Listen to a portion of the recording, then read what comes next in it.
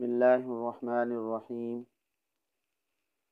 بخاری شریف کے اندر یہ حدیث مذکور ہے۔ ہمارے آقا و مولا صلی اللہ علیہ وسلم کا ارشاد گرامی ہے، من یرد اللہ خیرا یصبہ،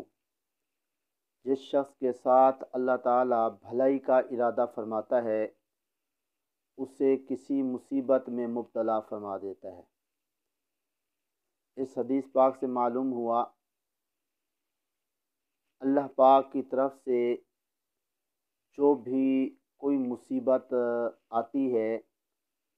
وہ اللہ پاک کی طرف سے اس مصیبت زدہ پر بھلائی ہوتی ہے۔ اب کوئی کہے کہ جی یہ کس طرح بھلائی ہے، اگر ایکسیڈنٹ ہو جائے تو بندہ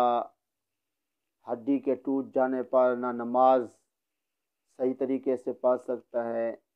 بلکہ جماعت سے بھی رہ جاتا ہے، حالانکہ جماعت کے ساتھ نماز پڑھنے کی صورت میں 27 نمازوں کا ثواب ملتا ہے ایک حدیث پاک کے مطابق، اور دوسری حدیث پاک کے مطابق جتنے نمازی ہوتے ہیں اتنی تعداد کے مطابق اسے نمازوں کا ثواب ملتا ہے۔ جب مصیبت کے آنے سے کئی ساری نیکیاں بندہ نہیں کر پاتا ہے تو یہ بھلائی کس طرح ہے؟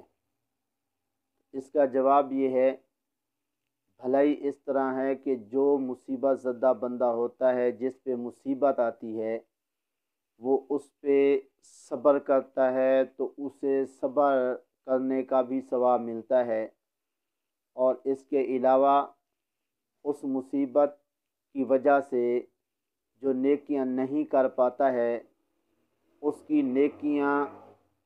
صحت یابی میں جو کیا کرتا تھا ویسے ہی لکھی جاتی ہیں، جیسا کہ آقا کریم صلی اللہ علیہ وسلم نے ارشاد فرمایا کہ جب کوئی بندہ بڑھاپے کی وجہ سے یا کسی اور مصیبت تکلیف کی وجہ سے نیکیاں نہیں کر پاتا ہے، اللہ فرشتے کو فرماتا ہے تو میرے اس بندے کی نیکیاں ویسے لکھ جیسے پہلے لکھا کرتا تھا، کیونکہ اب اس تکلیف کی وجہ سے، اس مصیبت کی وجہ سے میرا یہ بندہ نیکی نہیں کر پا رہا ہے، لیکن میں رب کا اے فرشتے تجھے حکم ہے کہ تو اس کی نیکیاں ویسے لکھ۔ سبحان اللہ، آج کل کوئی تھوڑی سی تکلیف آ جائے، صرف نزلہ زکام ہو جائے تو بندہ کتنے شکوے شکایات کرتا ہے،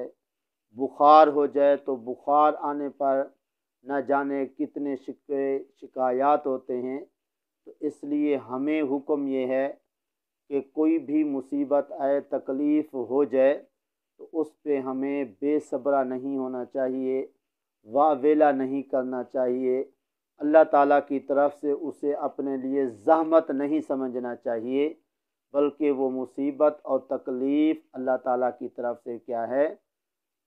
بھلائی ہے، خیر ہے، تو اس لیے اسے خیر اور بھلائی ہی سمجھنا چاہیے، اور اس طرح واویلا اور شکوے شکایات نہیں کرنی چاہیے۔ ہمارے آقا کریم صلی اللہ علیہ وسلم کے صحابہ کو اگر کوئی تکلیف ہوتی تو وہ واویلا نہیں کرتے تھے، بلکہ اگر انہیں رونا آتا تھا تو اس کی بھی ایک اہم وجہ اور معقول وجہ ہوتی تھی، جس طرح کہ حضرت عبداللہ بن مسعود رضی اللہ تعالی عنہ بیمار ہوئے، لوگ بیمار پرسی کرنے گئے تو آپ رو رہے تھے، عرض کیا کہ آپ جیسے بڑے لوگ اگر اس تکلیف پر رونے لگ جائیں تو پھر اوروں کا کیا بنے گا؟ حضرت عبداللہ بن مسعود رضی اللہ تعالیٰ عنہ نے فرمایا، لوگوں میں اس لیے نہیں رو رہا کہ مجھے تکلیف ہو رہی ہے، میں بلکہ اس لیے رو رہا ہوں کہ اگر میں جوانی میں بیمار ہوتا تو اس طرح جو ہے وہ میری نیکیاں زیادہ لکھی جانی تھیں، کیونکہ جوانی کی حالت میں بہت زیادہ میں نیکیاں کرتا تھا، بیمار ہوتا تو میری نیکیاں ویسے ہی لکھی جاتی۔ اب بڑھاپے میں بیمار ہوا ہوں تو بڑھاپے میں کم نیکیاں کرتا تھا،